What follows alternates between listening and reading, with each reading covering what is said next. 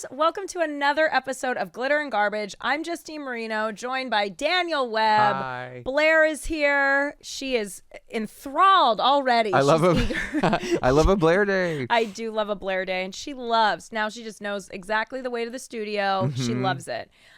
We've got another rip-roaring episode. I know, she looks so bored. She's out. Poor Blair. She's like, I'm just going to nap through this. Well, she had to watch all the episodes with me, too. I mean, aw. Yeah, she watches with me. She's a contributor? She is a contributor. She's like, Mom, Yay. mark that. You guys, this episode, we're getting towards the end. We're rounding the corner of season 1. We've got 4 episodes left. That's it? That's it. Okay, wow. I know. So this is episode 19. April is the cruelest month. Which, and insulting to the Aries. Aries in I'm the room. sorry. I know. Sorry. I saw that. I thought that honestly was what it was going to be centered around, about what psychopaths Aries are. I did a show. This is my first show since, my first show in a week.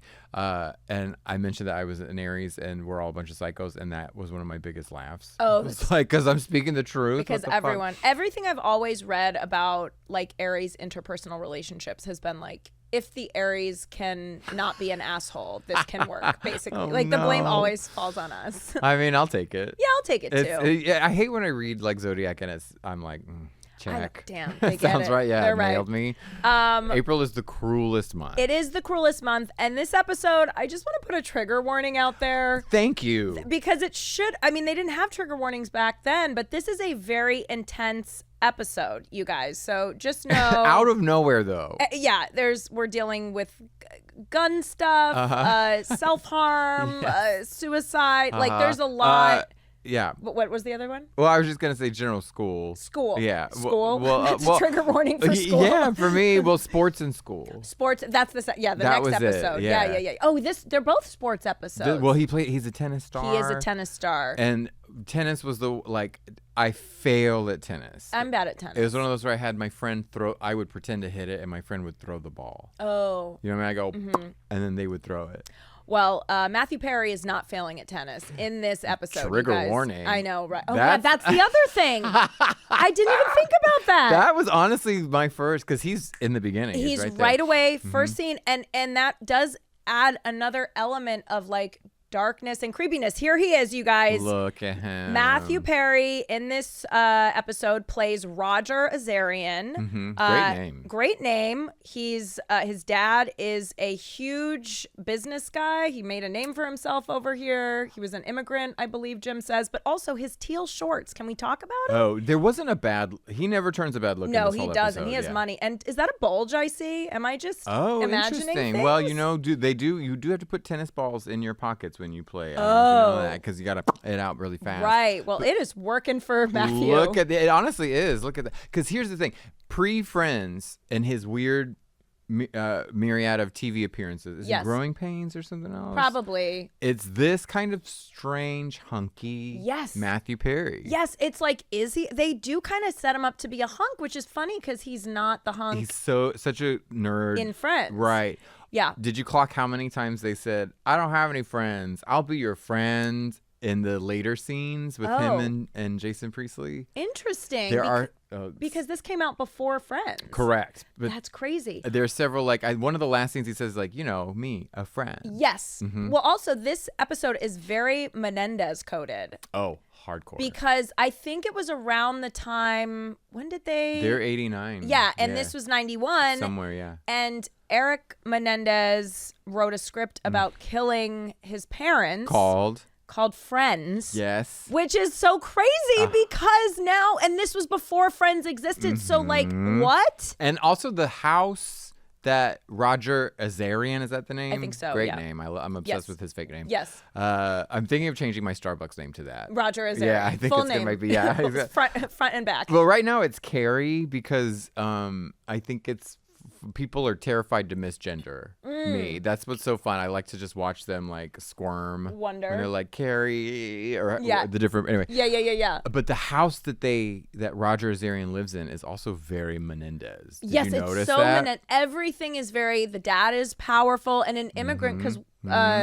Jose Menendez was also, right? Yeah, he's from Menudo. Yeah, exactly. So it's all very, which is an interesting thing for them to take inspiration from, because it was like a real life, they killed their parents. Very Beverly Hills. Yes, very Beverly Hills. Beverly Hills. So I wonder if they were trying to tap into that, because it was, I don't know when the Menendez thing became the crazy story that it was. Was it immediate, or I don't have the timeline on. I think people were pretty fascinated with it, and then I think it only lost its kind of steam when OJ took over. Yeah, because that was wild. But yeah, I immediately, the house and just the little rich boy thing was so Menendez coded. Yes, totally. Okay, so Brandon is here watching Roger at his tennis practice. Mm-hmm.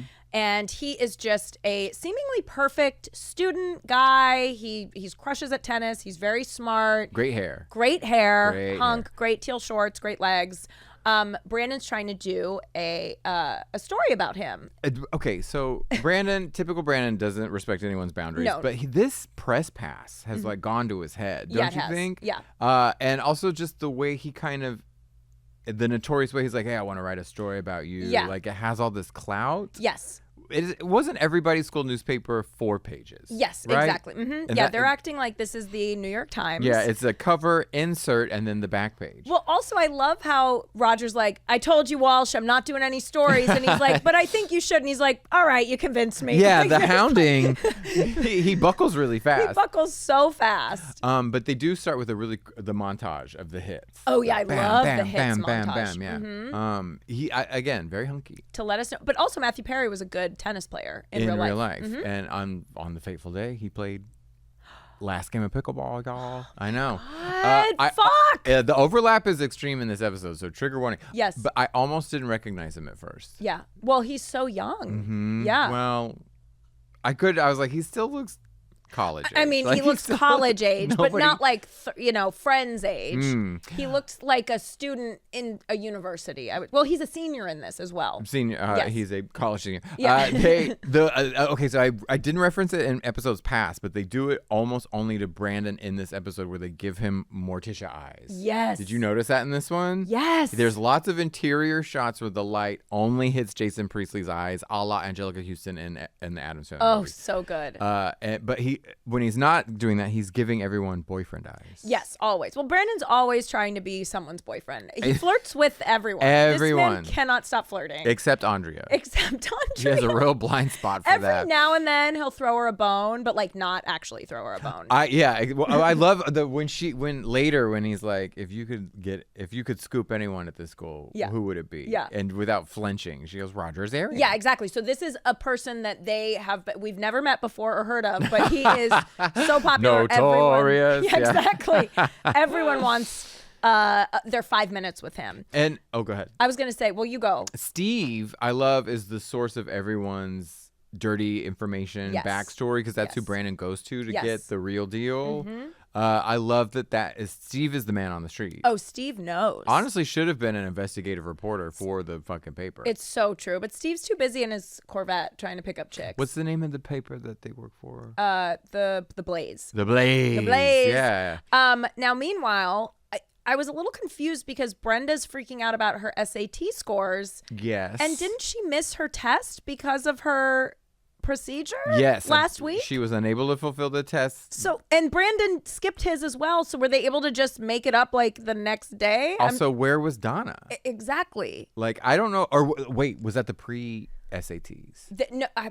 Maybe it was because they're juniors. But I just thought it was weird that last week they were like, oh, we can't do our SATs. It's like, is this weeks or months later? It takes, you don't just sign up for the SATs. It's a process. Well, and as explained in the show title, it's April. It is April. Like, don't you have your SATs before? Yes, but they're juniors for the first time, so they have quite a few other opportunities to take it. Well, and some of them need it. Some of them do need it. Now, Brenda has an 1190, which she's thrilled about.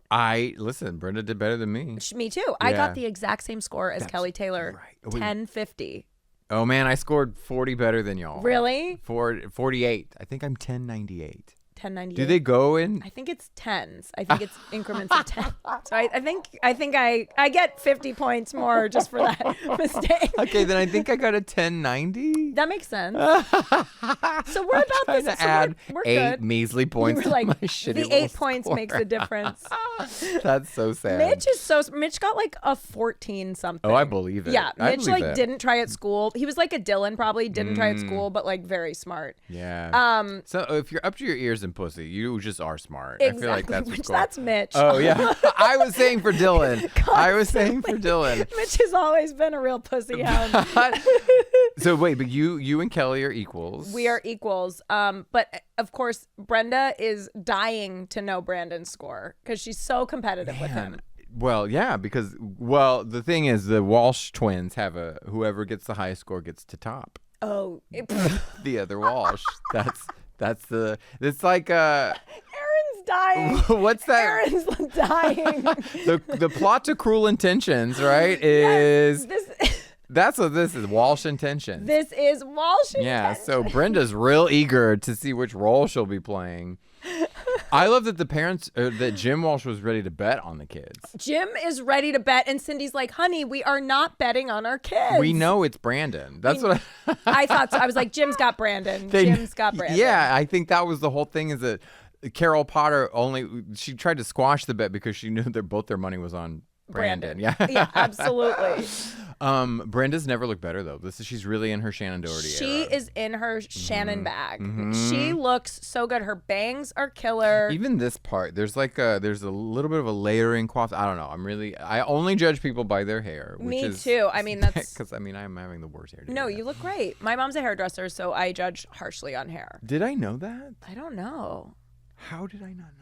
You need to know that. She's the best. No wonder your bangs always look fresh. She helped me do a little trim. Little Zoom bang? Little Zoom bang.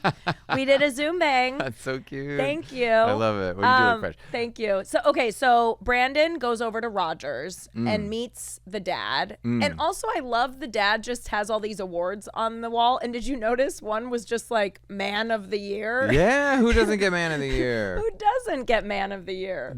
My favorite thing also when the dad pulls up just like the Civic Charity League. Now, I did have an uncle who was involved in a bunch of shit, and when you are involved in a bunch of shit, you get a bunch of awards like that. Sure. And look, everyone's kissing his ass. He's very rich. I get it. Wait, look at there are just trophies on that man. That's what I'm saying. What are those? It's just like, throw a bunch of shit in there. What high school trophy?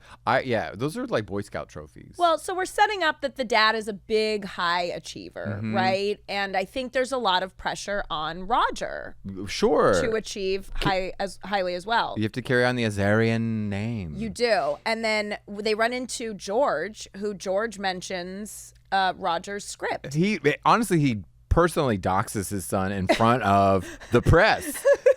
I couldn't believe that and then it's off the record, right, Walsh? Like the lingo between all this jocular. Honestly, Jason Priestley is like master of like that jockey, like especially in the next episode. But this one, that whole like it's Walsh, right? Yeah. That like last name. Oh yeah. Testosterone bravado bullshit. Yeah. All of it. It's Webb, right? All that. Yeah. Like even the way he like.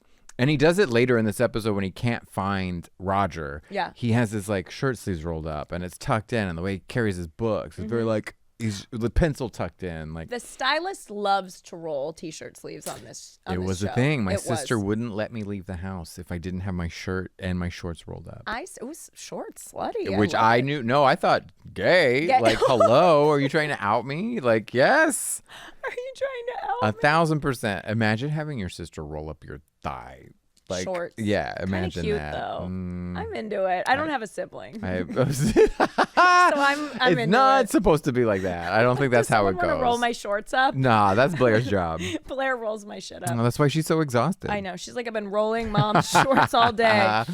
Okay, so Brandon asks to read this script. He's like, I'd love to read it. And Roger's like, oh, really? The dad is like, oh, I can get you an agent, son. And he's like, oh, well, Dad, I want people to read it. Roger really wants to make it on his own. He doesn't. He's trying to, typical Nepo baby, not be a Nepo baby. Just take the win, you know? Okay, so what we understand from him is that he's a tennis pro, or he's like really good at tennis and / screen, but his dad is wanting to help him with all of it? Yes. Right? Yes. So far, his dad doesn't seem that bad. No, his dad seems great. I mean, an enabler, but towards success. Yes, exactly. That's what I don't understand. He's pushing him to be the best. And the one thing I try to, all the parents in all these episodes, they try to make them all seem like criminals. Oh, yeah. I thought the dad had a criminal element, like a la Mr. McKay. Oh, yeah, like Jack McKay. That's what I thought was going on. No, I think he's just a really successful businessman. And who knows, maybe some of his practices are shady. We do not know, but he's very successful and he made it on his own. He's self-made, which I think Roger, he has a little bit of a complex about he will probably never get to be self-made because he comes from all this privilege and money. Now, what I love, did you have something to say? No, I was just saying, I was like, but it looks so good on him. It does look good on him. That's what I'm saying. Just lean in, babe. Lean in and hit that ball. Hit that ball.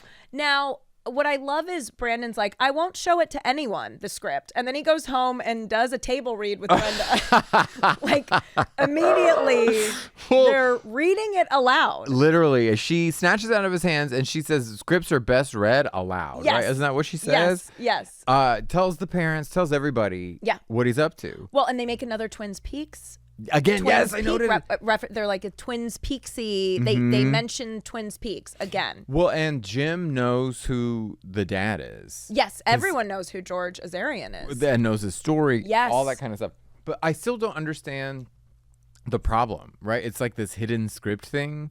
Brandon doesn't respect anybody's boundaries in the reverse, right? He goes and shows his sister, who also doesn't respect anybody's boundaries. No one. The Walshes aren't good with boundaries. Did you notice that Carol Potter took a much homier turn? In this one? In this and like in this area like of season 1, she gets a little cornier. Yeah. Is it this episode where she's shucking corn? Oh, is she? She's outside shucking corn. That's in the next. Okay, yeah. Yes, that's in the next episode. But they really make her like. She's a mom. More Midwestern. Yes. I mean, I think, look, we've seen Carol go through a few different eras already. Well, the dancing. The dancing, I think, is where they were like, let's just keep her mom. You know, she's just a mom. After the dancing, they were like, she can't be cool mom. She's just corny Midwest mom. What's that dance like no one's watching? I'm just going to say dance like you're Cindy Walsh. Yeah, dance like you're Cindy Walshing. Carol Potter. Dance like you're Cindy Walshing. I didn't understand any like this episode was fine. I obviously was leaning into the Donna story. So we'll get to the Donna story. But first, when we go, we're going in and out of the fantasy of the script as Brandon's reading it, right? So they go in. There was a line about someone fingering a gun. Oh, he said fingered it like almost seductively, I believe were the words. Yes. Which I was like, can you say fingered on primetime television? Yeah, as long as if it's in reference to a gun. If it's not you can say anything. Puss or a butthole. I guess it's fine. He penetrated without consent. Yeah. The pistol. Totally fine. Totally fine to say. Totally fine. So then, they're reading and they're like, oh, the main character in this script has a Porsche, and Brenda's like, Brandon, doesn't Roger have a Porsche? They're quickly putting it together that Roger might be talking about his own life. That's the other thing. Have you ever read someone else's script? Like, do friends ask you to do all that kind of shit? Yes. And it's something you honestly have to do in private because it's so embarrassing. Yeah. Have you ever been to a friend's table read? I've been to a couple table reads. I've been part of a friend's table read. Luckily, it was like very good friends, but not like a Walsh family table read. See, I was at someone's house where they had to have a table read, and the person who wrote it just had a meltdown in front of us. Like when none of us knew what we were reading, right? So none of the actors are delivering informed lines, right? But so maybe it didn't hit the way the person did. But after everyone bombed, the writer would just sit there and self-destruct. Well, I knew that was wrong. I think that is probably how Roger would be. That's why he's so cautious to let anyone see his script. So he's so gun shy. He's very gun shy about his script, not about other things. Well, Brenda's an actress and she's been in the theater, so honestly, she's probably the best eyes on this script. I agree. I think it's good that Brenda's just trying to help, you know? And also get everyone's SAT scores. Yeah, Brenda just wants them. She wants to be involved. So this is when Kelly calls and tells her about the 1050. And Kelly must be pretty stupid because Brenda's like, oh my God, that's amazing. Brenda's like, wow, great job. It's like 140 points less than me, but great job. Brenda has to keep all the friends she's got, all right? She does. But then they start asking, do we know Donna's score? Haven't heard from Donna. What's going on with Donna? Well, Donna's MIA when it comes to bragging about it, and she also hasn't gotten them. And we've seen a couple moments where they're talking about their SAT scores, and Donna gets a little awkward. Yeah, we don't even need her. Yeah. Who cares about college? And then she just storms off. Exactly. Very uncharacteristic. But I love that they gave her range. Oh, they gave her. This is Donna's Emmy submission. It kind of is. Yeah, for this season. Until season 3. I don't know when the next time. Of course. I mean, then it's Donna Martin graduates, quickly becomes the new But submission. that's honestly the mob. Yes. That we remember from that era, right? It's the chant, not Donna. That's true. But I don't know, when she went to court for it or whatever that, she like, does trial, go, yeah. She has to do like a monologue. There is a trial. I remember some of the lines. It was like, I love my friends. I love West Beverly. And I would love to graduate with all of my class if you'll let me. Like, yeah, it is that.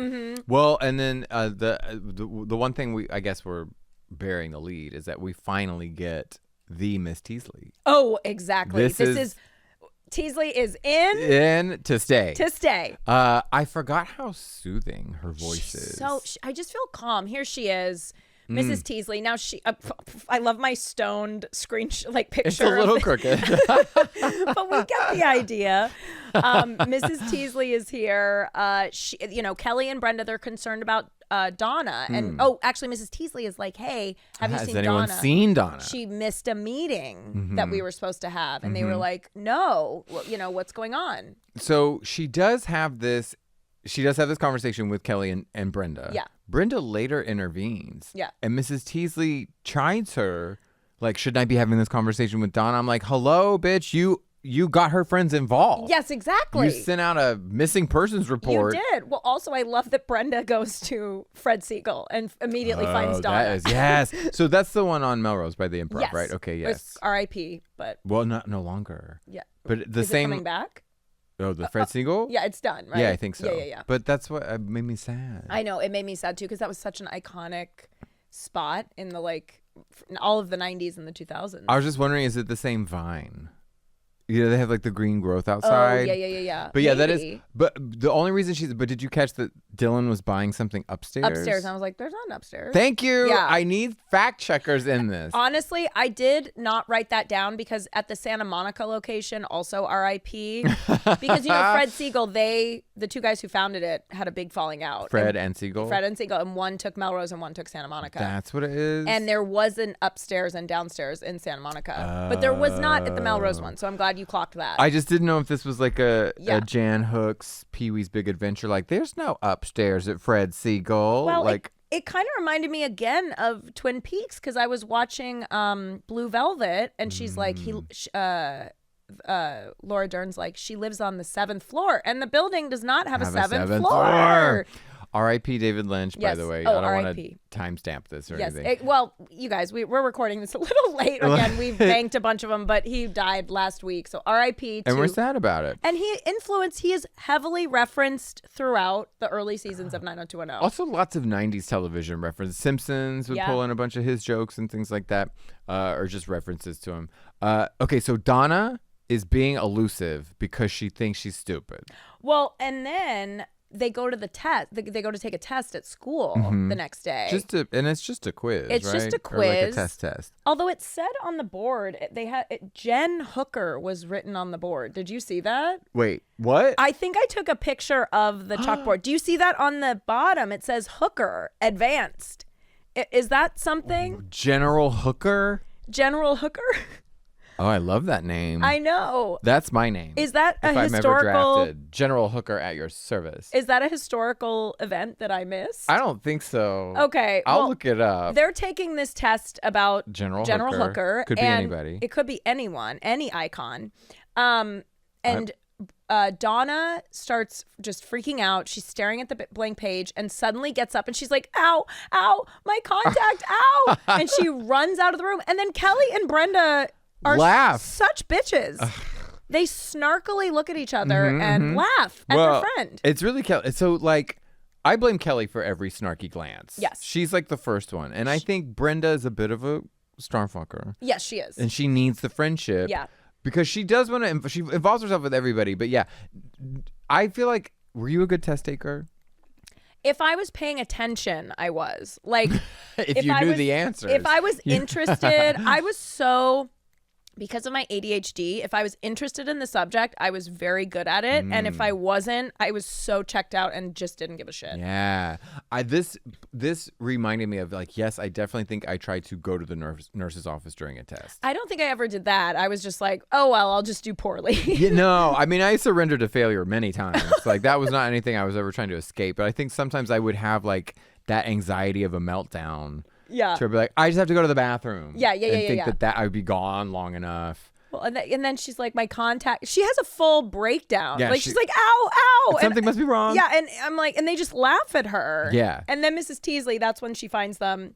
And Kelly's like, maybe she had a bad hair day. Kelly's such a bitch. I'm sorry. Kelly's, she's a non-supportive friend, but I feel like as nuts as Brenda was about the SATs, as important as it is, also Andrea is a satellite friend in this community who has not spotted Donna's learning disability. Yeah. Who doesn't know that she makes bad grades? Exactly. And especially later when Jenny Garth is all like, being able to find out, what 60% off of a sale in your head in 9 seconds is also a thing. Like, they notice these things. I don't know. Right. No, totally. I feel like Donna never stands a chance. I agree with you. Between her changing mother, who's inconsistent, her lack of lines, that or all any of dialogue. How is she supposed to listen? How is she supposed to learn math? The only thing she knows is fashion. Which, sorry, she is slaughtering. She has a 1600 in fashion. Yeah, let me tell you, that is her. She gets into MIT. Yes, she gets into the MIT of shopping. So, what were you gonna say? Well, the only other thing is I really felt sorry for her because I also was in like oh my gosh, I thought I was stupid. Yeah. I didn't think I was like good. I didn't make good grades, and I thought I was like not a smart person. Well, you know what's funny is I didn't know I needed glasses until 4th grade, and I was seated in the back, and my teacher reached out to my parents, and they were like, "I think Justine might have a learning disability." Because you were blind? Because I was squinting. They were like, "She just looks confused." I thought they weren't writing hard enough on the chalkboard, and my dad was like, "My daughter doesn't have a learning disability." Oh, no. But then we got my eyes checked, and I just But I can just see little Justine like just trying to make it work. know. You're probably too like mousy to say anything. I know. I was just like, and the teacher called my parents, Mrs. Young. Thank you, Mrs. Young. You have a Donna Martin on your hands. I do. Exactly. They're like, we don't know if you've seen season 1, episode 19. But... Oh, I was praying for a diagnosis like that. Really? Because I just thought I was dumb and didn't get it. Well, it's funny because then years later, I also got diagnosed with ADHD, which is another. I'm still waiting for that. Yeah. I probably should get diagnosed as an adult. Everyone has it. I right? think. Yeah.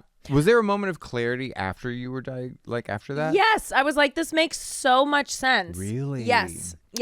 It's knows? harder to diagnose in girls. Girls get diagnosed later because they have different symptoms. Well, because y'all are all at Fred Siegel. It's Yeah, hard we to are tie at all down to Fred get you to take a test. So after Donna runs out, then that's when she To goes shop. to shop. She goes to Fred Siegel, which I get. Yeah, hey, totally. Man. We all got to run out. I do retail therapy myself. But Dylan drives her. They'd go to Fred Siegel, but they run into Brandon and Roger, and they're both in the Porsches. And Roger's like, "Hey, Dylan, you want to race?" And Dylan's like, "Nah, man." He says, "Let's see what these things got." Yeah. Right. And Dylan's like, "Nah, man, I know what mine's got." Dylan's just so cool, collected. Honestly, before BDE was a thing. He is the originator of BDE. Big Dylan energy. Yeah, big Dylan energy. That's what BDE stands or for. Brenda Dylan energy. No. Brenda Dylan. She's not that cool. No, but it's big Dylan energy. But then they go to Fred Siegel. Brenda runs into Donna, and Donna has a breakdown and shares her SAT scores. Which is a 620. 300 in was it 300 math, 320 verbal? I feel like her verbal skills Gotta were higher. be better, yeah. 300 and 320. But what's funny is Brenda goes, "Oh my God." She's not nice about it at all. I mean, and she's like, I'll be lucky to get a job. Like, Donna is freaking out. Which, how long? It did take me a second to add up her scores. I remembered from when I watched it, like, A last 620? summer. Yeah. I just feel like that was always. Mitch and I laughed out loud because No. it's so low. They had to give her like an abysmal score. Yes, They couldn't give exactly. her like you'll get in somewhere. Yeah, They had to give her exactly. a black hole. They couldn't give her like, oh, maybe you're drunk hungover from the night before and borrowing other people's calculator. They couldn't give her the Merino drunk score. Or you know? The Merino learning curve. Yeah, exactly. She couldn't get that one. I thought of you when I thought of that. When I saw that, I was like, I wonder if she just didn't get the calculator back from her friend. Maybe that was the thing. Maybe someone borrowed it from her hungover. The best thing is Donna really exhibits shame. She Yeah. cannot house that she got a bad score. She's really shouldering the stupidity herself, which is a big 180. This is why I was so curious. I don't think I feel like I saw this episode back in the day, but I didn't have any like visceral reminder of it other than relating to, oh, I'm also dumb. Oh, I'm also stupid. I really did though, because there was like there were the characters you wanted to be, right? You'd watch television and you'd be like, oh, I want to be Dylan. I want to be Brandon. But then there's the character you were like, oh, I probably am David Silver. Right. Right. And so this was another one of those. I was like, oh, fuck, I'm Donna Martin. Yeah. Without the budget, the fashion, or the good side part. Yeah, exactly. Oh, that side part is so killer. So good. Now, while this is all happening, Brandon is reading the script and realizing more and more that he thinks Roger might be planning to kill his father. And I love the fantasies. The fantasies are great. While he's reading the reenactments or whatever while he's reading it, because they tricked me every time. Yeah. Oh, absolutely. I was like, is this real or is it the fantasy? But did you ever watch a Menendez? They had several TV movies back in the day. I only watched the Ryan Murphy one. Oh, go back and watch. Oh, I should. Yeah, they're so good. Yeah. Because they all look like this. Yeah. They have that weird, cloudy, hazy, grainy. Well, and they were tennis people too, weren't they? Yes. Yes. So it's all very That was Menendez one of them. inspired. Because remember, one of them was like the Menendez parents were actively shouting them down on the course. Yes. And they break the racket and all that stuff. Yes. Yeah. Yes. It's hard to remember the plot line of the Menendez story because the movie, they're so hot. And every other scene is a gay sex scene. They're so essentially. hot in the show too. That's what I mean. Yeah. Oh, not the actual Menendez. I mean in the TV show. Oh, yeah. in the TV show. Well, Do you think the Menendez I mean, are- in the Netflix one. Are they hot in the TV movies too? Oh, no. In the TV movies, they stick to real life where they're like ugly. They're like fine. Do you? Yeah, they're fine. Yeah. Do you find young Menendez brothers sexy? The real ones, the real ones. like trial era. One of them was cute. The Exactly. bald one With the wig. With the wig. Yeah. When he has the wig on. Yes. Lyle. I think. Right? That's Lyle. Kind of hot. But they're both fucking smoking in the show. In the Netflix absolutely. show. Oh my God. I know the Netflix show looks like a monkey. Well, they ad. always. I mean, they need to stop making these killers so hot. You know, like Evan Peters, Zac Efron. Yeah. These guys in Menendez. This is how they're all getting resentenced. Exactly. Because They're we're like, maybe they were hotter than we remember. It's like, no, not hot. Guilty, you Guilty. asshole. Well, but they're pretty sexy. So they are pretty sexy. So Brandon goes over to Rogers to I think, get some more info for his article. The story. And it's a bad day because the Stanford letter has come. And Kind of thin. It's thin. Yeah, the dad's like kind of thin. And he opens it and he didn't get in. And then this is where we see the dad is this is a little bit of I can see where Roger's coming from, being unhappy at home and feeling all this pressure. Oh, see, right there. Oh, here are the Menendezes. Okay, let's do a side by side. Actually, real you know fast. what? I take it back. I think Eric is the hotter one than Lyle. Which one's the? Oh yeah, the one on Eric's the right. on the right, Lyle's on the left. But oh my God, in the show, I am absolutely in love with the guy who plays Lyle on the left. Oh, you are? Oh, he's so fucking sexy. In real life, his posts and stuff, his work, his body's crazy. Yeah, like, his it's body's nuts. insane. But I feel like he's very. I'm a tall person, so I feel I like already he's looked it up. He's 6 feet, so he's good for all right. He's good for me. He's good. No, he hit the. No, because the other one looks. I think the other one's 6'2" or 6'3". He's good for me. So Well, one of them's gay. I forget the other one. Cooper is Koch. that guy. who had that gay. amazing episode where did you watch the close-up? The close. That was one. I watched that twice, even though it's very disturbing. Because from a filmmaking and acting standpoint, Agreed. it was so impressive. Agreed. Yeah. Yeah. Have you seen Psycho? Yes, very long time ago. I think we've talked about this before, but the scene is much shorter. It's certainly not 45 minutes of him zooming in, but the eyeballs zoom out where she never blinks. Oh. After she's dead, she hits the floor, and it's just her eyeball, and he does this really long. I love all that kind of stuff. It's one take, Yeah, and it's real, and the woman's sitting there with water dripping, and her eye never moves. One take shots are so impressive to me. Do you, what's that? Oh, did you ever watch Touch of Evil? No. Hitchcock, well known for its first opening scene is one take, and then the what the fuck is that 90s movie with who's I'm so bad at this. Tim Robbins, The Player. Did you ever watch The Player? No. Where you need to watch The Player. I'll watch. So good. My favorite one take shot is in season 1 of True Detective, where Matthew McConaughey, I think, runs a bust. Orson Welles. Orson Welles does Touch of Evil. Touch of Evil. Janet Leigh from Psycho's in it, but it's this one continuous, I think it's like a minute and a half or something, never been done before. There's a whole long scene, and it's probably like, I don't know, 10 minutes. It's right, Aaron? It's Matthew McConaughey does a whole bust, and it's multiple locations. They go in and out of a house that's like blocks long. It is super impressive. I love shit like that. Yeah, it's so cool. Sorry, I'm a film nerd, which is why I love 90210. The cinema. The cinema, mama. Of the Spellingverse. Exactly. Okay, so Roger's dad freaks out on him because he didn't get into Stanford. Roger is really, hitting rock bottom here. Yeah. Oh, also. Raj bottom. Raj bottom. In a previous scene, he's given Brandon tickets to a Dodgers game, box seats, and he goes, I'm not going to need them. Very mysterious. Brandon takes them, but he's like, you don't want him? He's like, I'm not going to be here. And then now we're getting more darkness with he didn't get into. But wasn't the dad supposed to be pulling strings to get him into? Well, that's the thing. The dad gets mad at him because he goes, I could have pulled strings, but you insisted on trying to get in on your own. Yeah, so then I don't get Roger's problem. I think he's just feels, to me, he wants to live up to it without the help of his father. He's like, he wants to earn it on his own. And then when he can't, that's the breaking point. Yes, exactly. Right, yeah, that's how I took it. I honestly missed it. I was like, what is your problem? You live in this beautiful house. I'm like, hey, give me all the fucking help I can get. Or just play tennis. Yeah, exactly. You seem to be good at that. You're great at tennis. Yeah. You wrote a script that the part. Menendez brothers also wrote. So, like, one of them will get made. I need you to rewatch just for each Brandon scene for how many times they say friends and focus on friendship. I will. I did notice that at the end. So Brandon then calls Andrea at the rap line. We're back at the rap line. Brandon, I told you can't call me here. I know. Like, how many times has this happened? I know. I love everyone calls everyone at the rap line. And why is she using her real name? Isn't all of that supposed to be somewhat anonymous? Yeah. This is Andrea. Do I have something in my hair? Or is it just the gray hair? No, you're great. Oh my God. No, I'm gray. I have grays. No, you're gray. I'm gray. I've dyed them.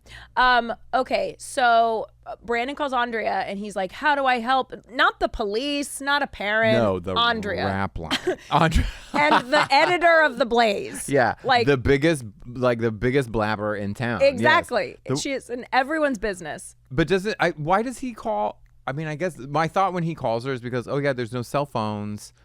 This is the only way he can get in touch with her. Yeah, I think that's why he calls. I just don't know why he doesn't call like an authority the or police. tell someone. There are many lapses in judgment in the next few scenes. Yes, exactly. On Brandon's behalf. So then Andrea, that's such a nice way to put it. So many lapses times in judgment. he made the wrong decision. So Andrea says, why don't you talk to him, basically. Which is like, he wrote a script about killing his dad. But Brandon's like, great idea. Well, also, not every solution is the rap line, Andrea. Not every solution is we need to have a conversation. Exactly. So then Brandon goes to school. He's like, hey, Steve, have you seen Azarian? And Steve's like, have you checked the tennis courts? Noted psychologist, police officer, Andrea Zucker. Oh, exactly. Yeah. She's everything. She does Editor. ride-alongs, right? She does ride-alongs. She does it all.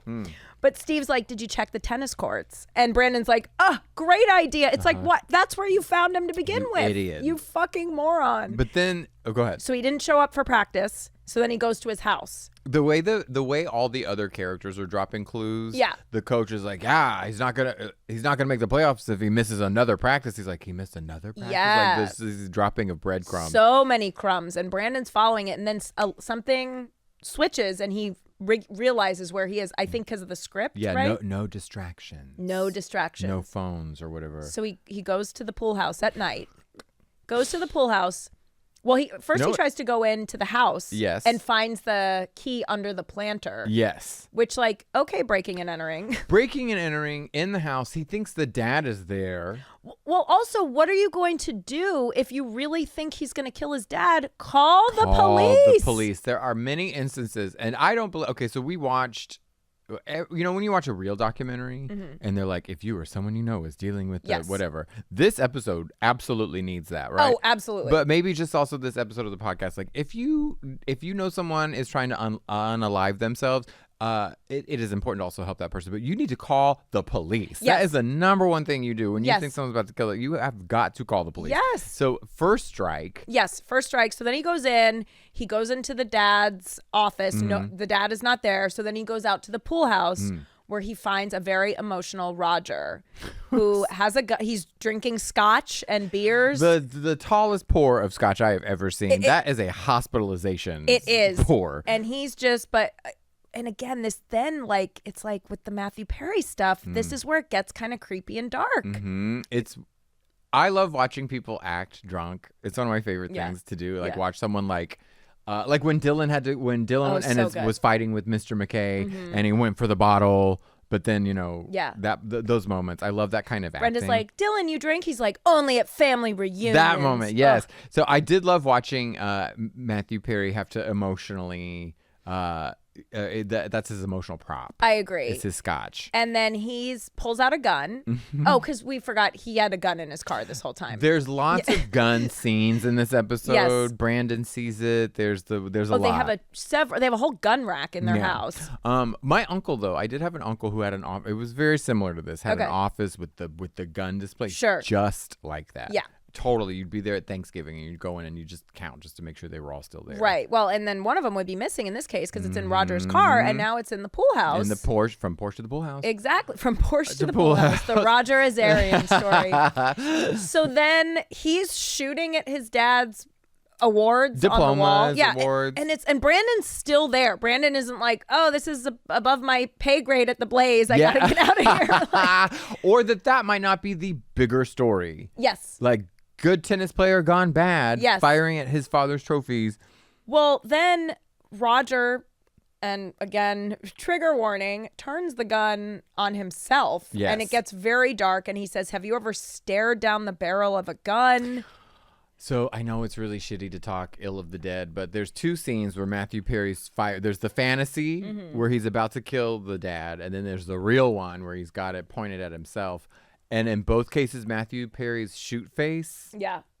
And they show it several times. Yeah. It's like, that face is so unflattering and real. It just looked like you just had bad medicine. Yeah, no, he wasn't.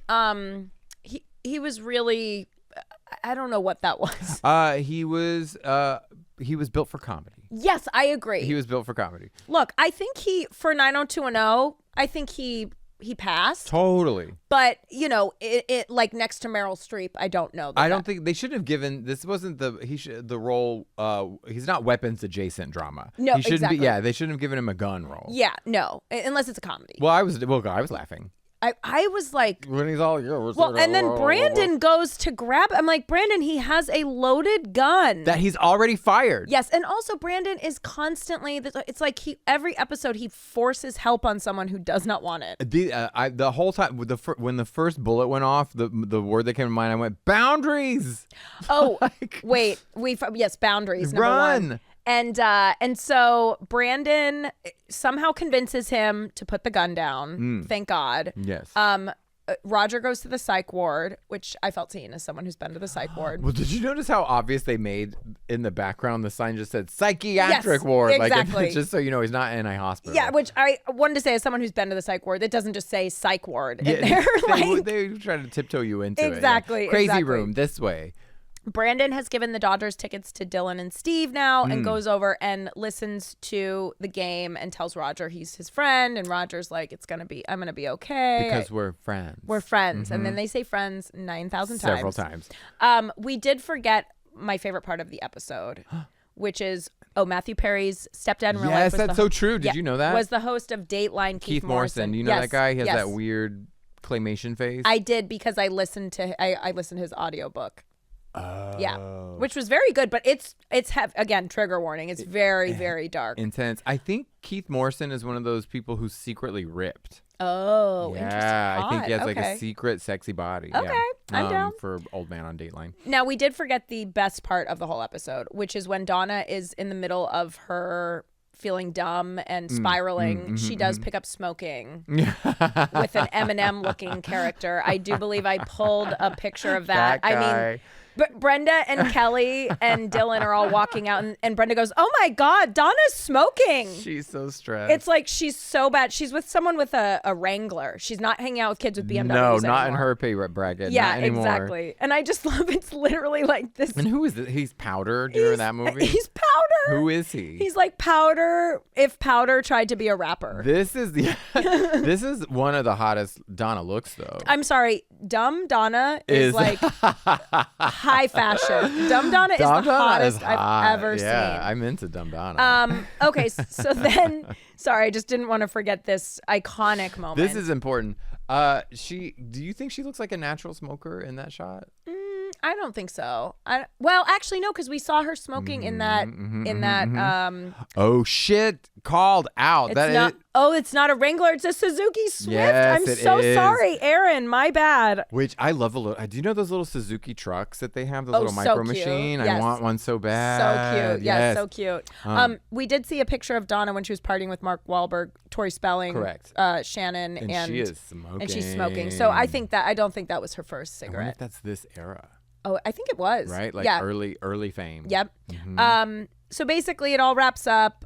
Roger is safe thanks to Brandon, who saved his life. George tells Brandon they're both going to get some help. And we end on them listening to the Dodgers game together as friends. No, they're watching. No, it was a radio. No, small mini TV. It was a small TV? Yes, because we had our floors redone in the 90s, and the woman who came to redo it had one of those, and I almost stole it. Oh, my God. Because in 1991, a portable television set was Martian. Money. Also money. But you didn't even know where you could find it or how it worked. Yeah. But did it not have a tiny little screen and then he set it up and they both watched it? Well, he brought it and they just... But this is Beverly Hills. It's Beverly Hills. This is Beverly Hills. Yeah. So yeah, I thought they were watching it. Maybe. If they were either watching or they're enjoying the game together. Because there's another reference in the next episode that was as seemingly like rare. Yes. Right, that a portable television would be in. Oh, yes. I know what you're talking about. I'll have to review. Okay, yeah, review. Let me know. Put that down on your homework. We need to know. I did not have a portable television, so I assumed it was a radio. No, okay, but that's how it worked. It looked like a radio. Okay. And some of them you could honestly just listen to television shows, but it was a radio. Okay. But some of them had that tiny little screen. Okay. Then maybe, I bet it was that then. I'm going to replay this. I'm a big Dodgers fan, so I loved that aspect. It was really, I thought it would speak to your heart. Yeah, no, I really liked that. And then the next episode, we have a baseball episode. So these are two fun ones. Well, I wouldn't say this one's fun, but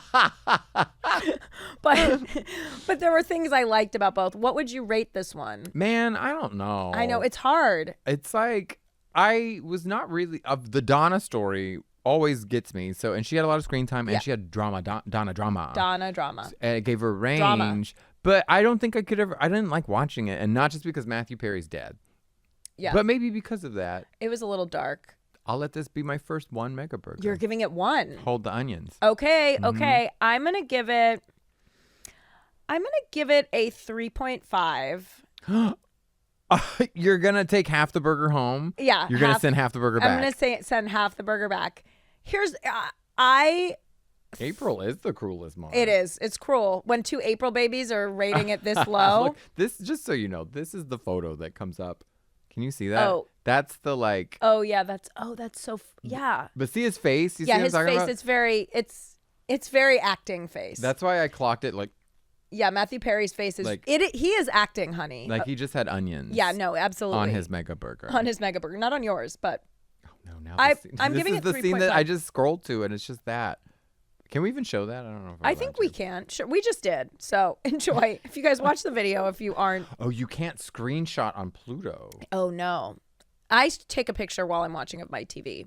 But yeah, I'm gonna give it 3.5 because I did like that we learned about Donna's learning disability. Yeah. The smoking scene made me laugh out loud. I laughed out loud, and I love Matthew Perry, even though he had his troubles. I do. Oh no, I love him. I yeah. love him, and it made me miss him a little bit. I'm changing my. I do miss him. Chandler was probably my least favorite friend, though. Oh really? I had a crush on him. I get it. Yeah. Well, I mean, who'd you have to pick from out of those three? Let's be Ross. honest. Who am I gonna like, no Ross? way. Are you kidding me? The worst. I'm changing my answer. Oh. From 1 mega burger. I want that stricken from the record. I'm giving this one 620 mega burgers. Wow. Okay. In Donna. honor of Donna's SAT score. Wow. That's the best. You know what? I'm gonna bump it up to 4. Okay. Not quite 620, but 4. Just round up. I'm just gonna round up. Look, Maybe if Donna's score was rounded up, she would have felt but better. I also like the Menendez. I thought they were doing a lot of interesting things with this. They went for it. Yeah. And also, I have a hard time really critiquing this show because I just can't. love it so much. You really can't. I'm sorry. I'm not distracted. I am just trying to watch this stupid last scene, but we'll figure it out. We'll figure it out. Okay, you guys, what did you rate this one? How did you like it? R.I.P. Matthew Perry. Love you forever. And yeah, we'll see you next time. Dumb Donna. Dumb Donna. I love Dumb Donna. Are you a Dumb Donna? What was your SAT score, guys? I'm a dumb Donna. We'll see you next time on Glitter and Garbage. Into the Spellingverse. Bye. Glitter and garbage.